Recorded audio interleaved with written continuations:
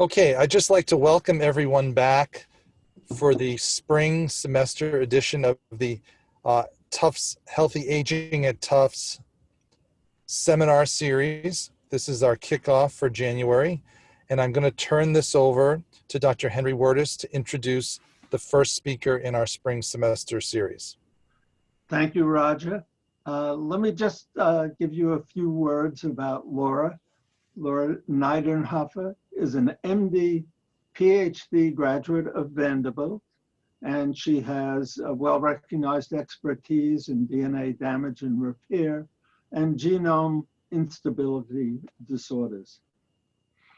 In 2013, studies she conducted in Holland as a postdoctoral fellow were published in Nature. In those studies, she and her colleagues found a new genetic disorder in humans that caused accelerated aging. They also studied a mouse model of this condition. They concluded that unrepaired cytotoxic DNA damage induces a highly conserved metabolic response mediated by the IGF-1 insulin pathway. And this resulted in aging, rapid aging. They also demonstrated that aging and end-of-life fitness are determined both by stochastic DNA damage, which is the cause of functional decline, and genetics, which determines the rates of damage accumulation and decline. Since then, she has focused her studies on these progeroid mice and the insights they give us into the aging process and the ability of senolytics to counter senescence. She is a recipient of the Vincent Cristofolo Rising Star in Aging Research Award from the American Federation for Aging Research. In 2018, she joined the University of Minnesota to direct a new Institute on the Biology of Aging and Metabolism and a medical discovery team on the biology of aging. It's an absolute delight to welcome Laura Niedernhofer to Tufts. Laura? Well, thank you very much, Henry and Roger, for the invitation. I'm really grateful to be here. And that was just a perfect introduction about my work. So that was great. Thank you. Let me just see if I can pull up everything properly. All right, are you seeing the correct screen with the full slide? Is that correct? I am. Perfect, all right. Well, thank you again for having me. This is really a treat. And as you said, Henry, I'm gonna focus my talk today on endogenous DNA damage and just how much havoc it can wreak. So a couple of slides just to introduce the impact of this work, or the significance, let's say, is we've really been focused on this Geroscience hypothesis of aging. And this sprang from the National Institute on Aging, recognizing that our population is aging very, very rapidly. And Laura, let me just interrupt. Yep. You're showing both your notes and the slide. Okay, that's not correct. Let me swing display settings. How's that? Better? Great. Sorry about that. This dual screen gets me every time. So what we oh, it's a half screen right now. Oh no. All right.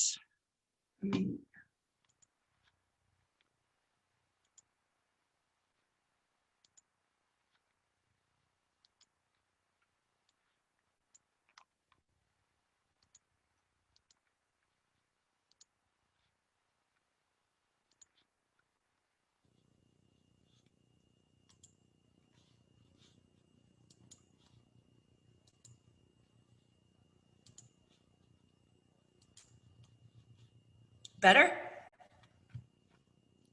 Yes, yes. All right, I apologize. So the Geroscience hypothesis has focused on this notion that our world population is aging extremely rapidly. And unfortunately, as you see with this inflection point here in the 6th decade of life, that there's this huge increase in risk of all sorts of chronic diseases. And so what's really frightening is that, now I'm lost my ability to, there we go. So what's really frightening is 90% of individuals over 65 years of age are going to have at least one chronic disease. But what we're really concerned about is about 3/4 of the elderly population will have 2 or more. And these diseases tend to cluster in individuals. So that leads to the notion if you cured one of these diseases, which would be, of course, very laudable, you wouldn't necessarily end up with a healthier population. You'd still have individuals where maybe they don't have diabetes, but they would have other age-related comorbidities. So the concept is, could we treat aging itself? And the thought is that one intervention then could attenuate or relieve multiple age-related diseases. And this would help avoid polypharmacy and interactions of various drugs. And you wouldn't have to have all sorts of different specialists in your healthcare regimen, which would save money and time, of course, and improve quality of life. But this is the slide that really gets me, and this is Jay Oshansky and Steve Ostad's, and that is, if you look at risk factors for, say, heart disease, we're familiar with those: high blood pressure, high cholesterol, history of smoking or diabetes. But put this on a scale of, what if you're just old? So being old increases your risk of heart disease by 1,000-fold greater than any of these current drug targets for cardiovascular disease. So again, really arguing, if we could develop a drug to treat aging, then perhaps you would be able to have a greater impact than just by lowering blood pressure and cholesterol. And what's spooky is the same graphs would work if I talked about risks of cancer versus just being old and your risk of cancer, or for Alzheimer's disease. So it really points to the notion that targeting fundamental mechanisms of aging could have an incredible impact on the disease burden of the elderly. So what, of course, this has led to in the field is thinking about what are the potential targets for drugs to treat aging. So these are the so-called pillars of aging. And what's really important to point out is they're all clearly physiologically linked, all of these. And so if you could attack or improve, say, therapeutically, the adaptation of stress, you would actually improve all of these different pillars of aging. So as Henry pointed out, the way we got into thinking about aging as a drug target is by really studying the health impact of DNA damage. And I've honestly been interested in this since I was an undergraduate. So the way we study this is with a genetic approach, where we take patients that have inherited defects in DNA repair, and then we make mouse models of them. And so what happens is, in cells or in mice that are lacking DNA repair, endogenous DNA damage accumulates much more rapidly than when you have an intact repair system. And so this gives us a very acute situation in which we can study the impact of endogenous genotoxic stress. So as Henry pointed out also, this started with the discovery of a human progeroid syndrome. And this is, it was a very interesting disease because it's a progeria that's really systemic. So these children are born and develop perfectly normally, but in the second decade of life, they really degenerate and they spontaneously develop a wide array of pathologies associated with aging, as well as age-related diseases. And this was all linked to a mutation in a gene called XPF. So this is also a gene that, when mutated, could lead to the disease xeroderma pigmentosum, which is a cancer syndrome and UV sensitivity syndrome. But what's unique about these progeroid patients is they actually have very low expression of XPF because of their mutations, as opposed to in XP, where there's still protein, but it's not functioning in the nucleotide excision repair pathway quite as well. So this is a disease caused by low expression of XPF and then its binding partner, ERCC1. So let me tell you a little bit more about this enzyme. These two proteins bind and stabilize one another in vivo. So if you knock out ERCC1, say in mice, what you find is the animals don't have XPF in their tissues. So you lose the whole holoenzyme by knocking out either XPF or ERCC1. And it turns out that this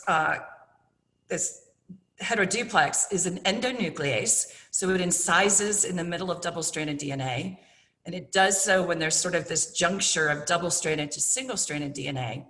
And it turns out that this enzyme has a critical role in at least 3 major DNA repair pathways.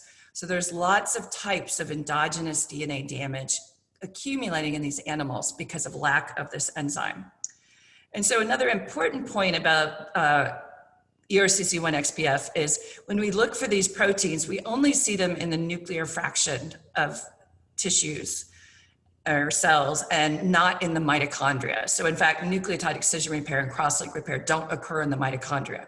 So all of the phenotypes that we're seeing are due to failure to protect the nuclear genome.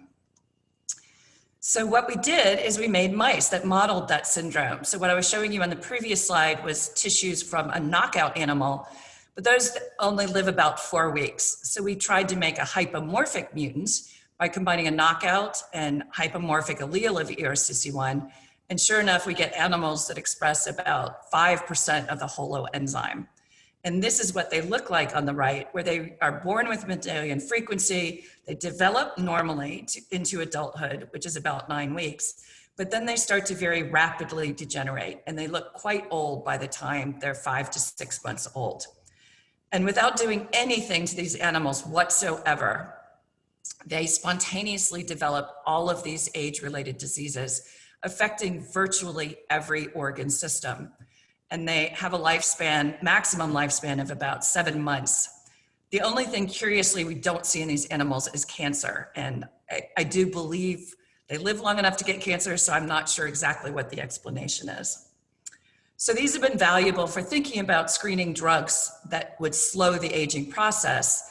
And we've worked quite hard to compare and contrast these animals with normal aging to try and prove that this is truly an accelerated aging phenotype and not just a model of a pediatric progeroid syndrome.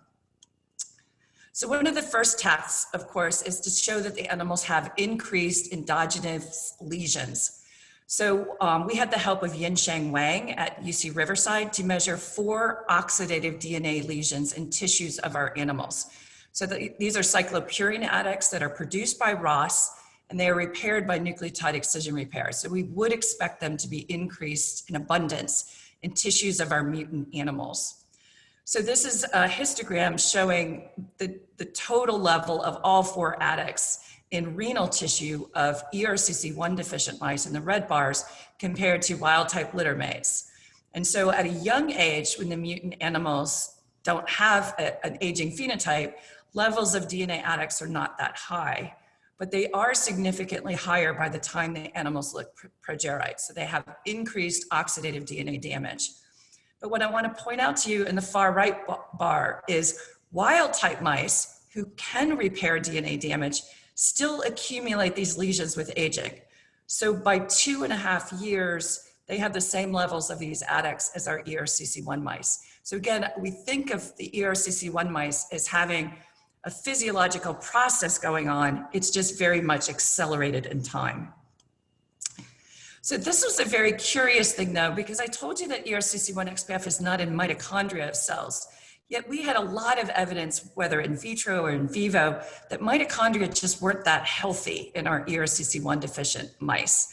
So this is an example of staining with mitosocs to pick up ROS, reactive oxygen species in the mitochondria. So you see a lot of yellow down here in the ERCC1 knockout panel, and it's because there's increased ROS in the mitochondria of these particular cells. And when we look at morphology with super high resolution imaging, you can see that the mitochondria look quite fragmented and unhealthy. So we started to look in tissues of our animals, and we did this with the ERCC1 mice at, say, 4.5 months of age. So they're progeroid, but not on death's door yet. And we compared them to litter mates in the blue bar and then aged wild type mice. And sure enough, in livers of these animals, they do have increased ROS. And this was particularly measuring superoxide anion. We also noticed that other macromolecules in the tissues were being damaged. So lipids were oxidized. We found that there's increased production of ROS through xanthine oxidase and NADPH oxidase. And there's also a loss of antioxidant buffering capacity.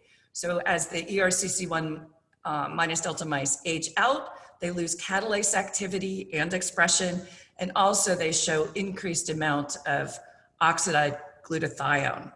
And what I want to point out in every one of those panels is this happens with normal aging as well. So in the same direction in aged wild type mice in the rightmost bar of each graph.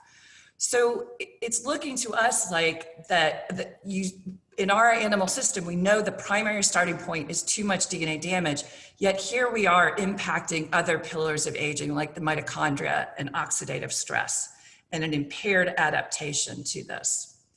So we wanted to ask if that increased ROS is truly pathological.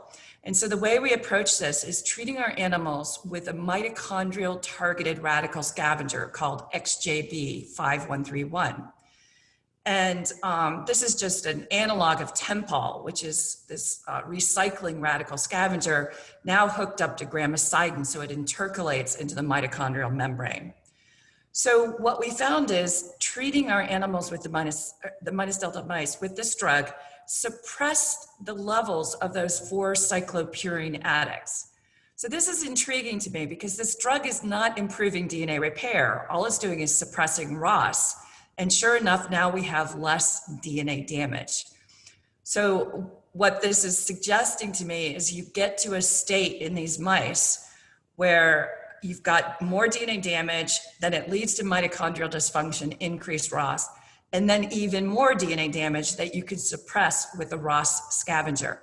And that's intriguing to me that you get to a point where DNA damage can drive more DNA damage. And I think this is when really age-related phenotypes appear, is by the time you've hit all those pillars of aging. So I should point out that in these animals, the XJB also suppressed senescence, which I'm going to talk a lot more about. So either SA-Bgal in the liver or a P16 reporter system that we have, and it also suppressed pathology. So again, really highlighting that you get to a state where DNA damage drives all the pillars of aging to fall apart, and that's when you get age-related pathology. So let me turn to the talk about cellular senescence, and this is really fortuitous because these senescent cells have become very popular recently. And we know that DNA damage is a really potent way to drive cellular senescence. But basically what this is a cell fate that occurs in response to a variety of stressors. And what happens to these cells is, first of all, they activate a lot of cell cycle inhibitors. So these become increased in expression, and it drives a permanent cell cycle arrest. And these cells stop proliferating and then also are resistant to apoptosis. They have other features like hallmarks of genotoxic stress, like this modified histone, gamma H2AX.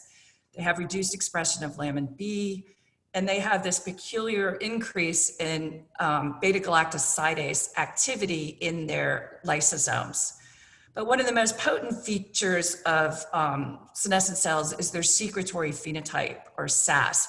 And this is very pro-inflammatory and thought to drive chronic sterile inflammation that promotes age-related diseases. But what it's also, importantly to me, is if you have a cell with DNA damage and they become senescent as a cell fate in response to that stress, it also provides a way that a DNA damaged cell can drive aging in a cell non-autonomous mechanism through this secretory phenotype.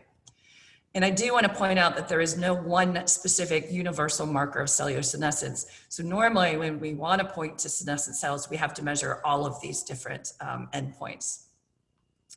So this is work from Ned Sharpless and Kristen Bird. And they had this beautiful P16 luciferase mice that can help you follow the accumulation of P16 positive senescent cells over time. And this is what it looks like upon imaging. So the two things that you can see is that there is indeed an increase in signal with aging, but it's very heterogeneous or stochastic. So this is what it looks like graphed. the P16 or the luciferase signal as animals age. And what we can safely say now is the senescent cells do accumulate with age in all vertebrates, including humans. And what's interesting to see here is these are very narrow sort of error bars here, but when you get into old age, it is very heterogeneous. And I think where the field's stuck right now is trying to figure out who are going to be low senescence cell burden and who are going to have high, and biomarkers that we can measure to predict that, and therefore risk of age-related disease. So we know from very elegant work from the Mayo Clinic that senescent cells play a direct causal role in aging. They don't just happen with aging, but they cause it. So the way we know this is from a beautiful transgenic mouse system made at the Mayo, where they hooked up the P16 promoter to a fusion protein that had not only a reporter, but this caspase 8 to drive apoptosis hooked up to a dimerization domain. So what that means is in cells that start expressing P16, they're going to express this caspase 8, but you need this drug AP20187 to dimerize the dimerization domain and activate caspase 8. So you could induce death of P16 positive senescent cells at will whenever you want.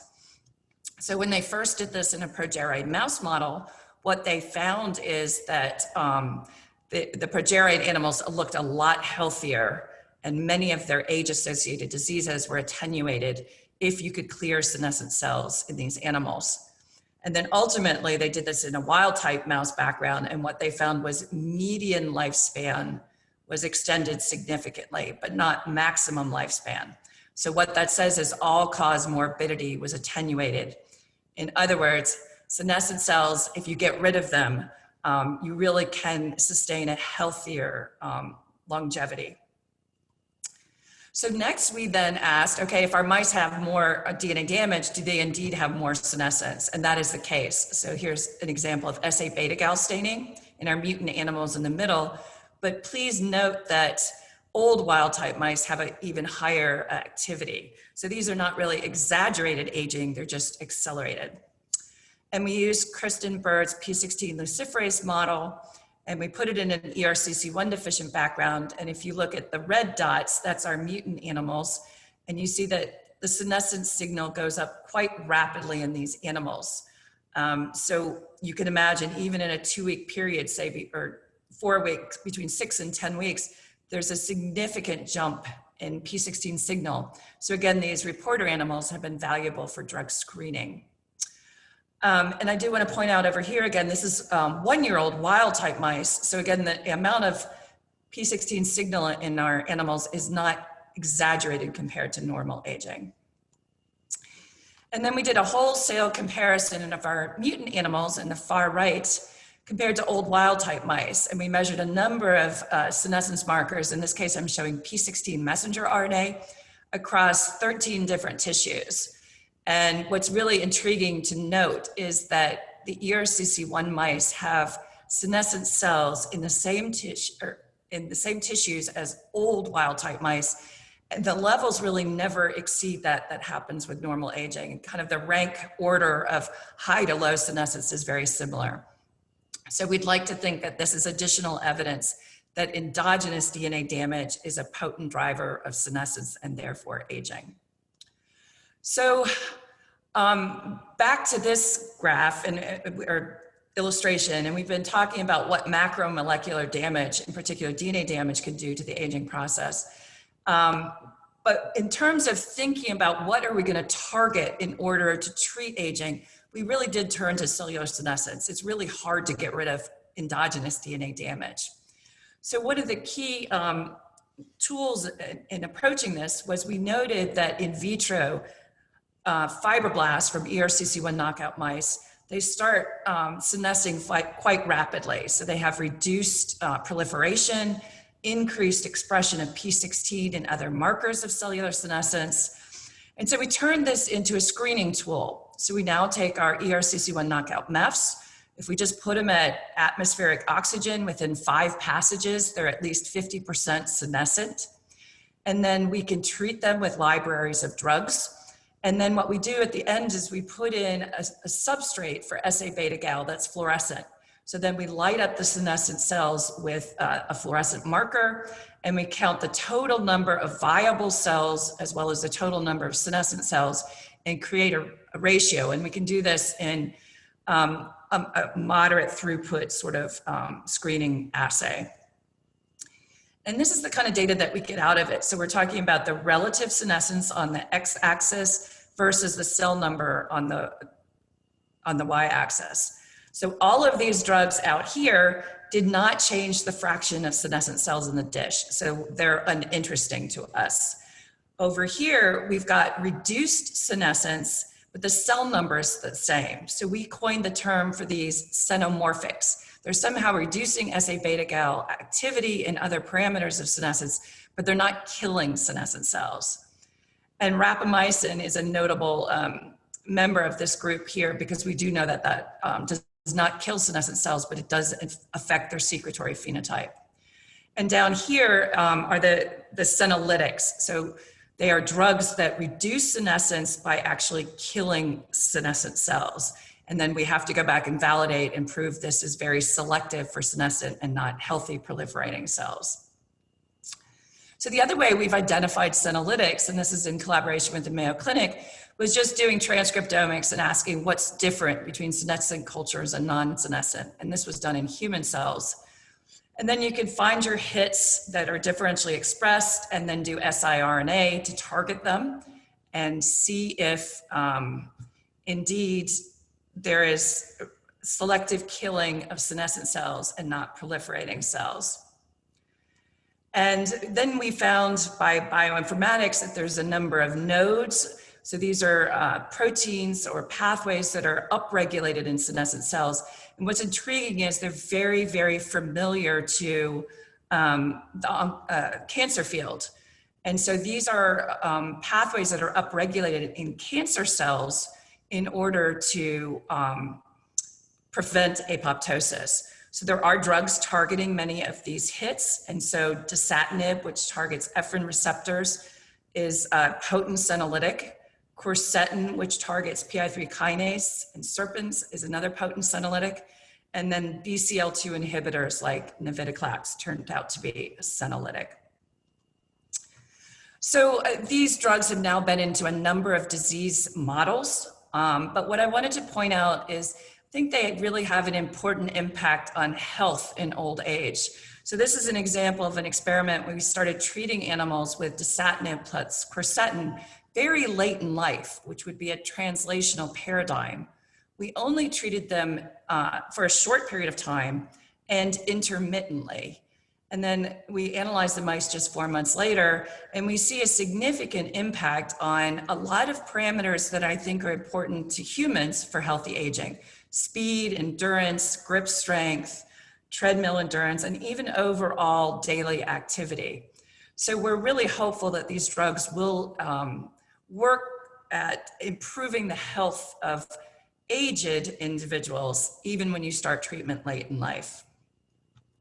So one of the senolytics that we've really been championing, and this is in collaboration with Paul Robbins' group, is fisetin. So what he did with that, the MEF screen that we had, is once we knew quercetin was a potent senolytic, he screened a whole library of flavonoids. So these are all natural products that are found in abundance in fruit and vegetables. But it turned out fisetin was the most potent at this fixed dose. So this is how we sort of march it through testing. We put it in our P16 reporter mice that are progeroid and monitor the luciferase signal. And this was an experiment where we're giving the animals fisetin only intermittently, and we still could see quite a sustained reduction in P16 signal, even when the animals did not have drug on board. So this speaks to sort of a hit and run mechanism that you would expect of a drug that's killing cells and not trying to engage a molecular target. So after that, we measure other parameters such as SA-Bgal or the SAS, and we do this also in old wild type mice. So it's not just in a transgenic animal. And then we can also apply this to human tissue explants. So this is adipose tissue obtained from the OR. And when we put fisetin on it, we can reduce SA-Bgal activity. When we do the late life study in old wild type mice, when we put them on the fisetin diet, say when they're the equivalent of a 70-year-old, we did see a 17% increase in median lifespan and a 12% increase in maximum lifespan. But importantly, the drug also decreased tissue damage. So we see reduced levels of serum amylase, which is a reflection of pancreatic damage, and ALT, which is a reflection of liver damage. So this gives you the idea that these drugs could potentially really reverse existing damage in an aged organism. And then we also work with a geropathology network to look at age-related lesions, and we actually see reduced pathology in a number of organs. So again, at this point, senolytics have been tested in a variety of mouse models of age-related disease. I think the Alzheimer's models was one of the big surprises and excitements. And these are now moving from their description first in 2015 to now there's actually 18 clinical trials with various senolytics in a variety of different diseases, including Alzheimer's, frailty, osteoarthritis, chronic kidney disease, and pulmonary fibrosis. So this has been really an exciting and rapidly growing area of research. So the way we are hoping senolytics will work is that as you get older, you'll accumulate senescent cells, which are kind of these yellow starbursts, and then you could treat with senolytics, maybe just a couple of rounds of doses. This will reduce the burden, but not get rid of all of them necessarily. And they'll come back, and then you would have to have ideally a blood test that would tell you that they're back, and then you could repeat treatment. So we think the unique characteristics of senolytics is that they would be applied intermittently, which would give an improved safety profile. Hopefully they can be translated quickly, and it looks as if they're actually suppressing cancer. So they're not interfering with cellular senescence happening, which is an important tumor suppressor mechanism. But once you have senescent cells, it looks as if their inflammatory phenotype can exacerbate cancer phenotypes too.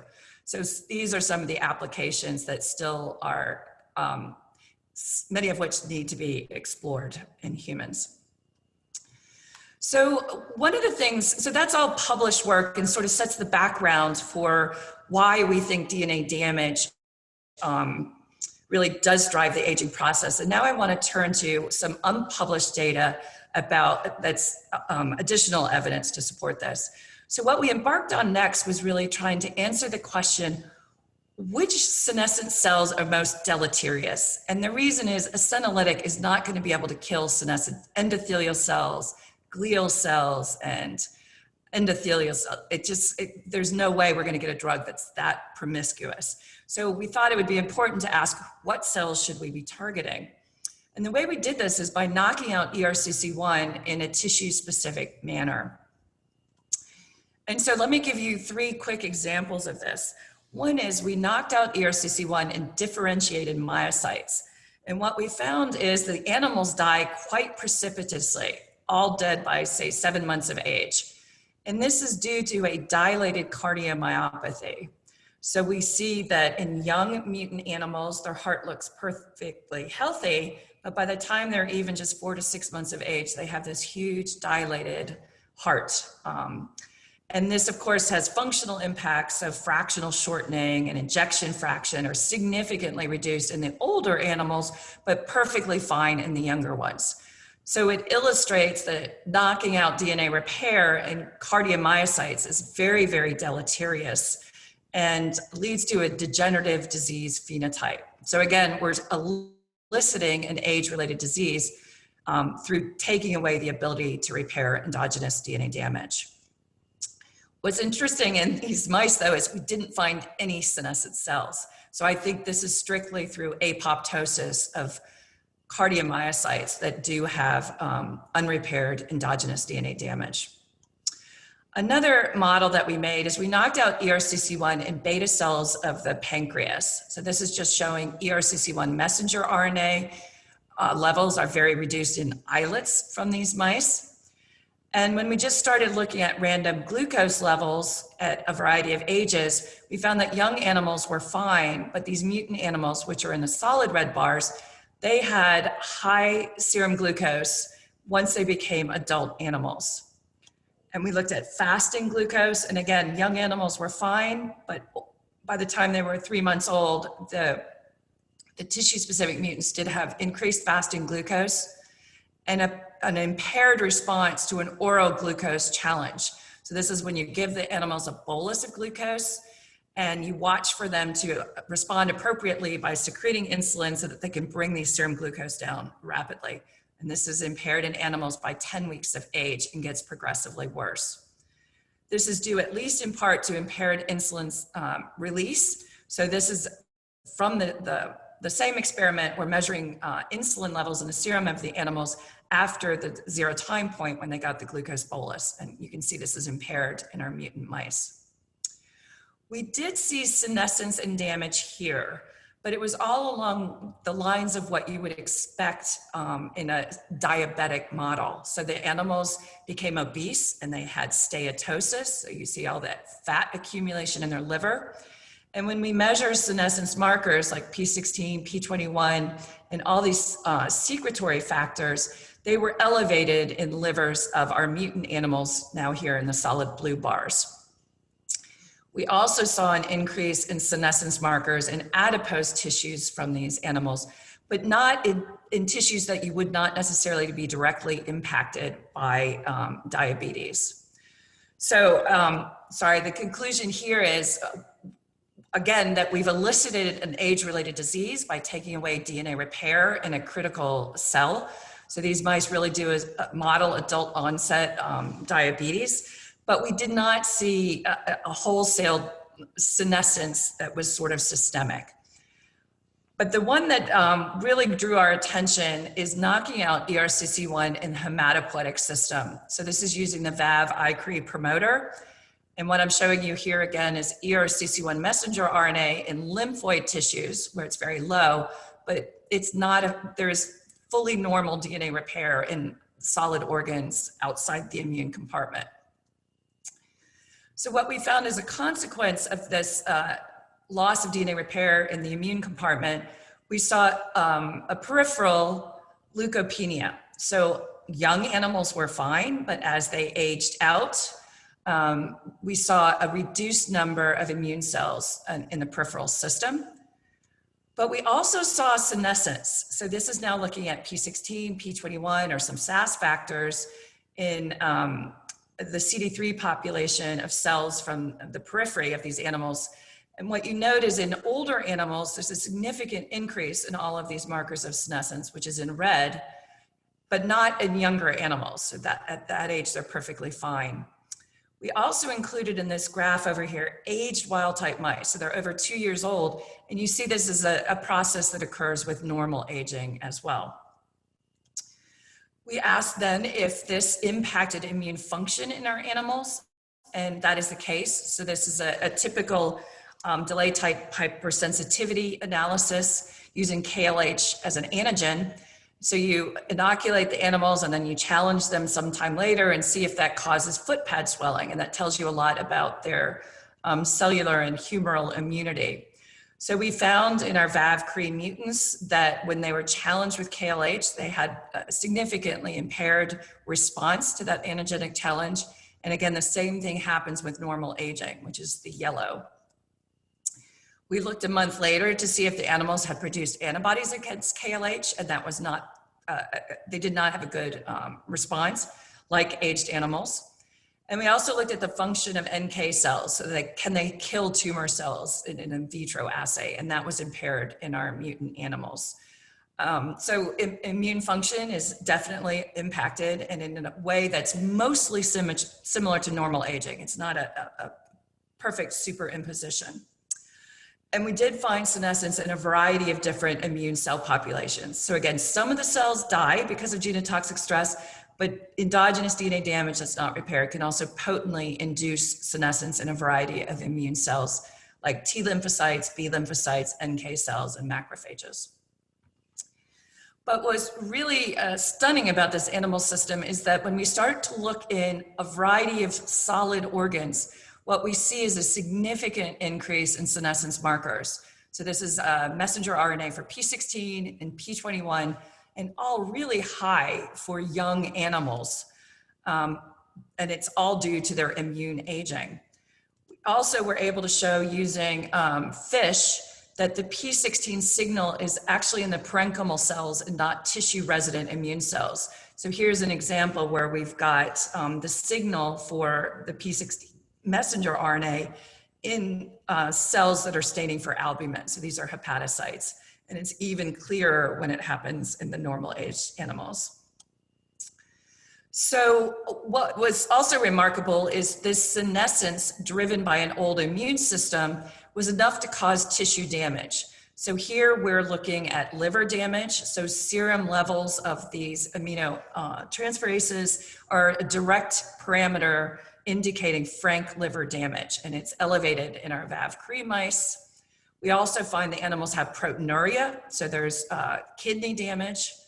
They have reduced levels of glycosaminoglycans in their intervertebral discs, and that's an aging feature. And this is an immune privileged compartment, so that's pretty notable, as was increased P16 in the brain of these animals. And then we challenge the animals with a cardiotoxin damage to muscle, and we also see that the repair area is enlarged, so muscle repair is not occurring properly in these mice. And in fact, their lifespan is significantly decreased, and this is all driven by failure to repair DNA damage in the immune compartment. So we're accusing senescent immune cells of driving aging in trans, and the way to test this rigorously is to do adoptive transfer or transplantation. So what we did was we took Vav-Cre mice as donors, and we isolated their splenocytes, or we used aged wild-type mice, and we put them into a healthy P16 reporter mouse. And then we could just measure if we could see increased signal in these animals. And so here's an example of the imaging. And indeed, what we found is at a week out, there was a significant increase in total body luminescence driven by transplantation of Vav-Cre splenocytes or splenocytes from old wild-type mice. And this persisted for 2 weeks, and then the signal actually became attenuated. So when we chopped up these animals and looked in all of their solid organs, indeed, we did see a significant increase in P16 and P21. And the animals also had high levels of SAS factors or inflammatory markers in their circulating system. Again, driven by these senescent splenocytes from either aged or mutant animals. So it really looks like senescent immune cells potently drive aging, and we're hopeful that we can start developing senolytics that will specifically target those cells. So now we've got a whole bevy of different mouse models that we're happy to share with people. When we knocked out ERCC1 systemically or in a number of different tissue-specific ways, we do get premature onset of a variety of age-related diseases. And I think, again, this really points to the potent role of endogenous DNA damage in driving senescence and age-related disease. So one more quick little vignette after these conclusions. So we believe that spontaneous endogenous DNA damage is a driver of aging and age-related diseases. It does so by driving senescence and changes in other pillars of aging, but it can really be a nidus or an instigator of all these changes.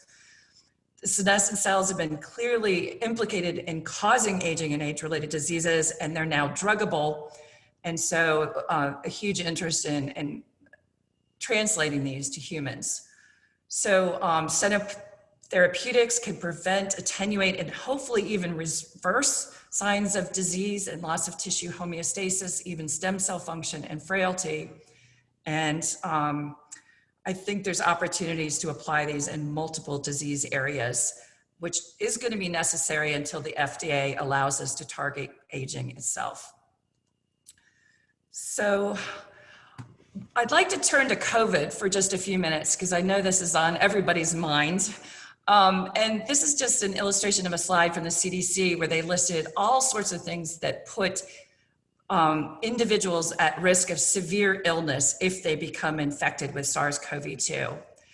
And what they failed to include was just old age, which has been corrected at this point. But what we noticed very early on is that a common feature for all of these diseases is an increased abundance of senescent cells. So we were wondering if senescent cells could be the cause of adverse outcomes in COVID-19 in the elderly, and could senolytics potentially be used to treat those at high risk of adverse outcomes due to coronavirus infection. And we had kind of a neat model system to test this. And so this is a kind of a brilliant experimental paradigm set up by my colleagues in the Center for Immunology at University of Minnesota. And their question was, you know, when we use SPF mice, that doesn't really reflect a normal immune system. So what they've begun doing is exposing SPF mice to pet store mice. And these are healthy animals that you would allow into your home, just not into your SPF facility. And they do carry a number of pathogens that clearly don't kill young animals. But what we found is when we took aged wild type mice from the NIA source and exposed them to pet store animals, either through bedding or co-housing, 100% of the old animals died within 2 weeks. And this was pretty shocking. It says a lot about aging research when we use our SPF models. But what we noticed is the pet store mice do carry a variety of different pathogens. And these are the standard panel that Charles River tests to make sure that your facility is SPF.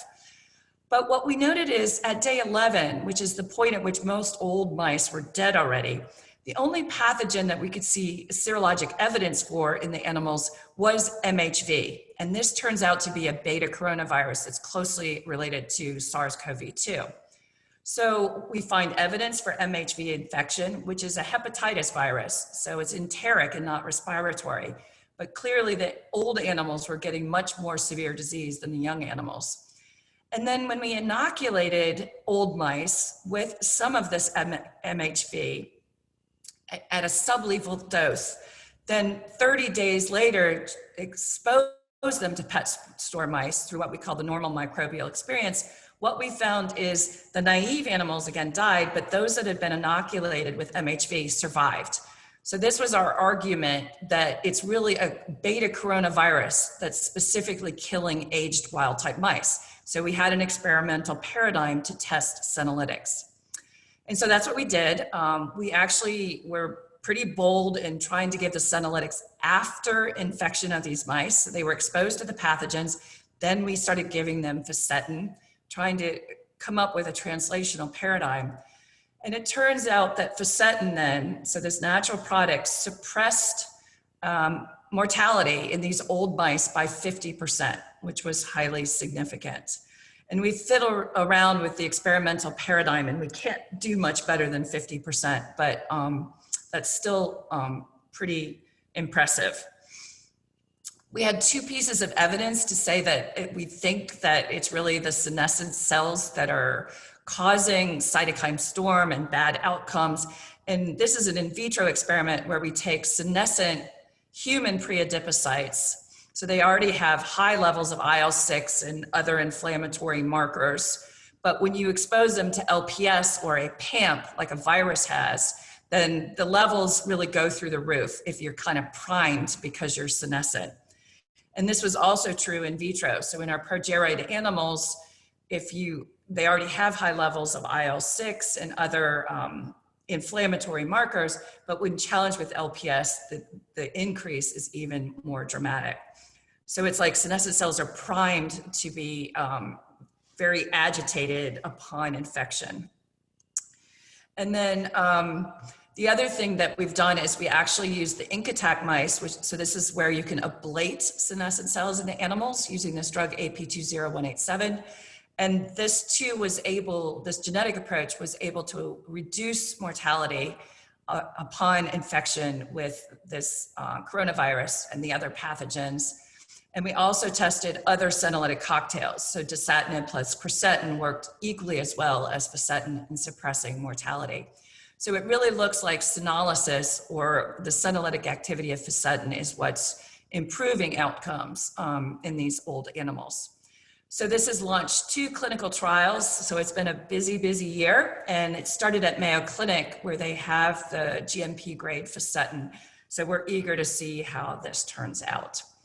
So with that, I'll stop and acknowledge those who helped. This is a team that's been working like crazy this year to do the COVID-19 related studies, colleagues at the Mayo Clinic and our partners at the Center for Immunology, and Christina Kamal, who is our first faculty hire into our Institute of Aging, and superb postdocs at both sites. We're very grateful for funding from NIA, AFAR, and Glenn Foundation.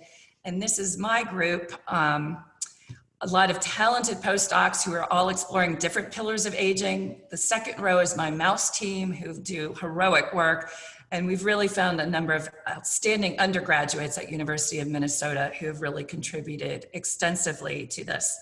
So, and I also want to give a shout out to Tokyo Sano, who has contributed to that Vav-Cre story. So he will be one of our co-authors on a Nature paper coming shortly. So thank you very much. And with that, I'd be happy to take questions.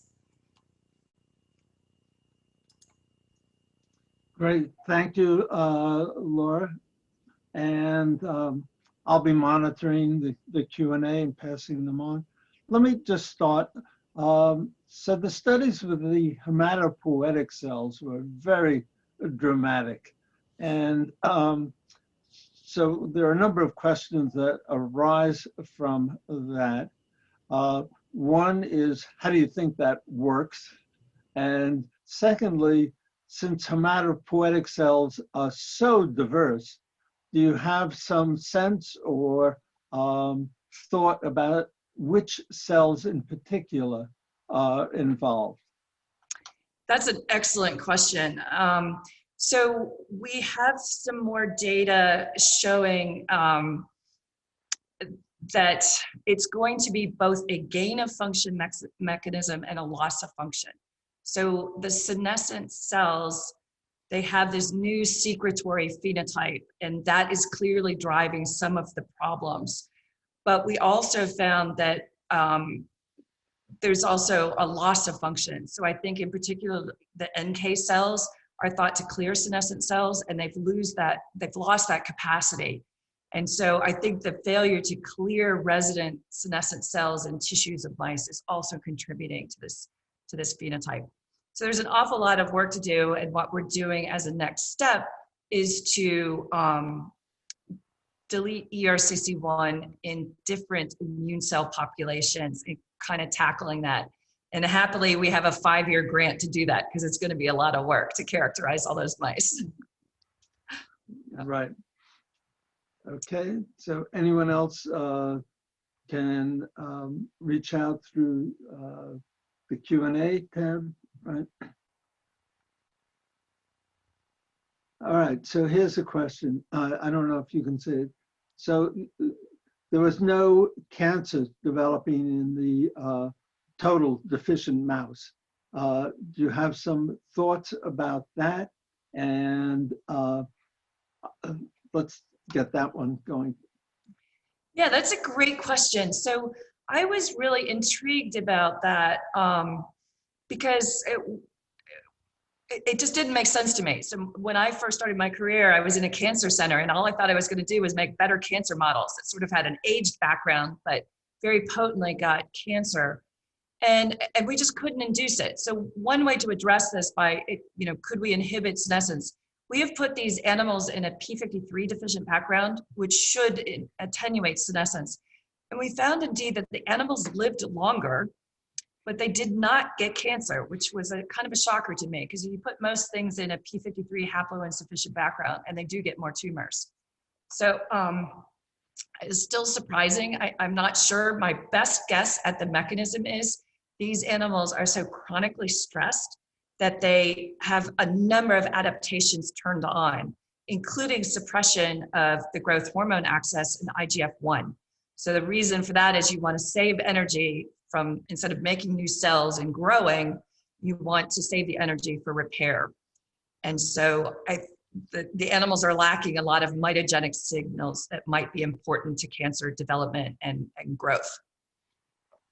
So a follow-up, do you think that the mice would develop a higher frequency of cancer if you inhibited the induced senescence?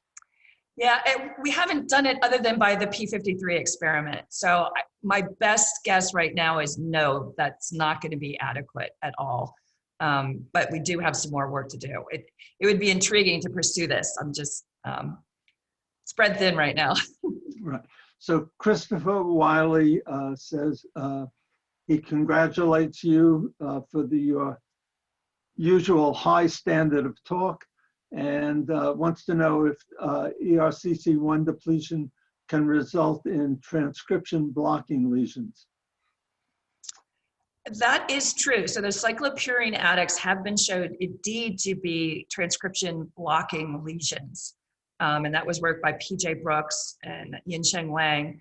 And Jan Hoijmakers has used these mice to show that indeed transcription blocking lesions could be one of the potent drivers of the demise of these mice. He is a very firm believer that transcription blocking lesions are a potent driver of aging. And so we've got, I think, some bioinformatics to do. We'd like to show that indeed long transcripts are hobbled more than short transcripts. And Jan has been able to show this in these animals. And I'd just like to recreate it for my own sanity. What we haven't done yet is link transcription blocking lesions with senescence, is my view. So I don't know, Chris, you probably know about as much as this as I do, but I think that would be important too, to show that signaling mechanism. All right, there's a question about if you have some thoughts on the mechanisms by which senescent cells evoke the systemic pro-aging effect.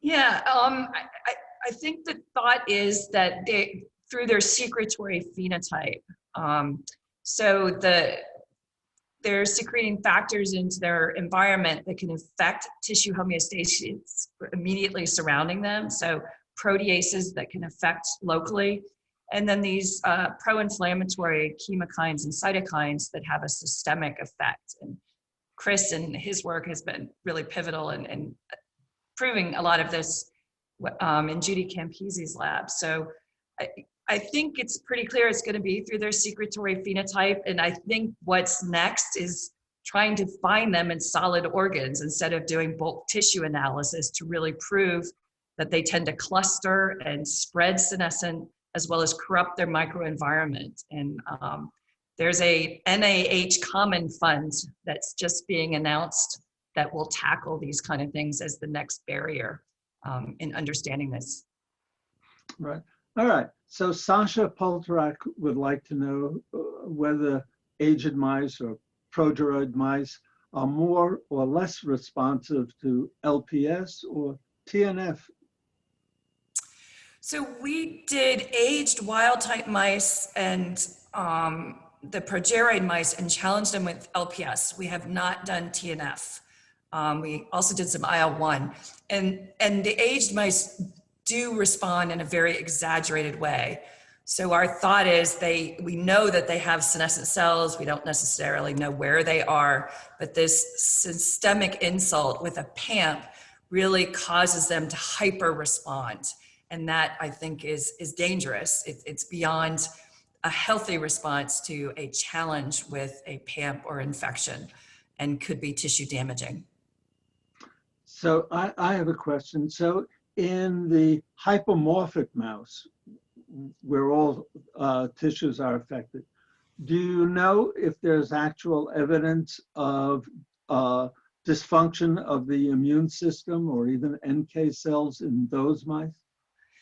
Yeah, I have to admit, I'm terrified of immunology. There's just so many cell types and so many factors. It seems a little overwhelming. So that was not an organ system that we have looked into in great depth in terms of cell function. What we had done a long time ago is looked at hematopoietic stem cells because I was convinced stem cells would be affected in these animals. And in fact, we do have evidence now that hematopoietic, muscle-derived, and mesenchymal stem cells are affected.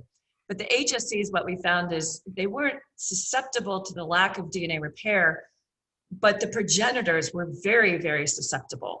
And so as progenitors died off, we kept pulling the stem cells into activity, and they literally burned themselves out. So they had very high levels of BRDU because they were replicating way too much. So that just exiting quiescence and burning out much faster. Fascinating. Well, this whole talk has been fascinating. I want to thank you for exciting us and presenting your work. I'm sure people will follow up by email if they have additional questions. And the one thing I want to tell this audience is that there are a number of age-specific seminars coming up. James Kirkland is going to talk more about cellular senescence and senolytics, a nice follow-up to what we heard today. And then in March, Torin Finkel will be talking about the biology of aging. So you want to get those on your calendar. In addition, those of you working in the field of aging, in the end of February, your pilot grant proposals are due for internal funding.